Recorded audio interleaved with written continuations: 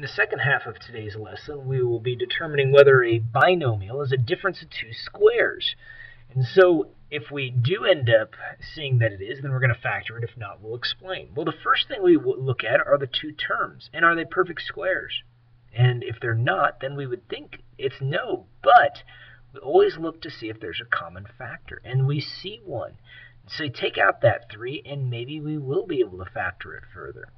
When I take out the 3, I have an x squared minus 9. And if I was to factor that, it's going to end up factoring as a difference and a sum. And the reason it factors this way is because we have two perfect squares. See, the square root of x squared is x, and the square root of 9 is 3. So if this factors, it's going to factor to a difference and a sum. See, x and x make the x squared. Negative 3 and 3 make the negative 9. And those outside terms make 3x. The inside make negative 3x. And that's why we don't see that middle term, because they end up canceling out and making 0.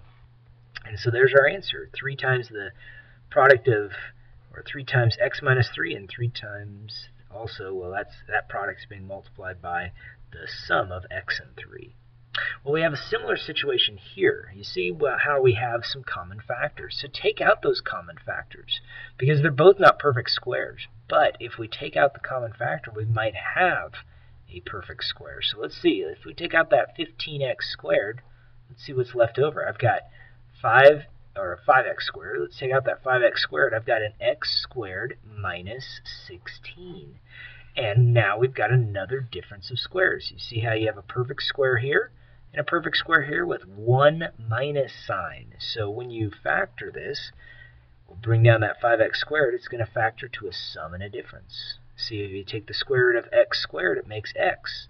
Take the square root of 16, you get 4. So it's going to be an x minus 4 and an x plus 4. That's going to end up working out because you'll see how those outside and inside terms end up canceling out. Negative 4x for the inside terms. You got a positive 4x for the outside terms, and those make 0. So that's why it cancels out. So there it is. 5x squared multiplied by x minus 4 times by the sum of x and 4. Well, taking a look at the next one here, we'll see if this ends up working out. And we look at these, and there's no common factors. You see, this is a perfect square, and that's good. 4 is a perfect square, but x to the 5th, that's not perfect. See, this needs to be even, not even. If it was even, then it would be a perfect square. But we'll say that 4x to the 5th is not a perfect square. Because in a perfect square, if we look at exponents, they're going to be even numbers because we end up adding exponents together when we multiply. And so when we add two of the same number, we get an even number. Well, the last problem you'll see is a problem that asks us to factor completely, but we're given 4 terms. Well, if we have 4 terms, we're going to factor by grouping. We're going to group the first 2 terms and the last 2 terms. So we'll group the other 2 terms together, and we're going to take out the common factor. So here we have an x to the 2nd power, because both these terms share an x squared. So you're going to put that on the outside of the parentheses, do some division, and see what's left over. So when I do that reducing, take out that x squared, you see we take out 2 x's from the top and the bottom. Here we take out these 2 x's, and that's how we're left with an x minus 3. Over here, we want an x minus 3, so we want the x to be positive. So let's go ahead and take out a negative 4. And over here, let's take out a negative 4 as well. You see, when we take out the negative 4, then we end up with just an x minus 3. Actually, it should be 5 here. So we've got a problem. This isn't going to factor any further because these two aren't the same. So in this case, we have a problem that won't factor any further than the way we've got it right now. So this is as far as we can go. It's not factorable. And so sometimes they are, sometimes they aren't. Let's take a look at the next one. And over here, we have 4 terms, so we're going to go ahead and group them just like we had done before. I'm going to group the first 2 terms and the last 2 terms, and I see that we have a common factor of 4x squared. So I'll pull that 4x squared on the outside, and then we go ahead and see what's left over when we divide by that 4x squared. So when we do that, here we just have an x, And over here we have a positive 2. See, the 4 goes into 8 2 times, and the x squareds cancel out.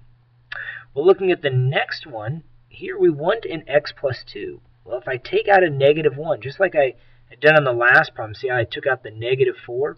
Well, I took out the negative 4, and that gave me a positive x, but I didn't get that negative 3. It was 4 goes into 25 times rather than 3. So here I take out the negative 1, and it does end up working out. We get an x plus 2. So this one is factorable.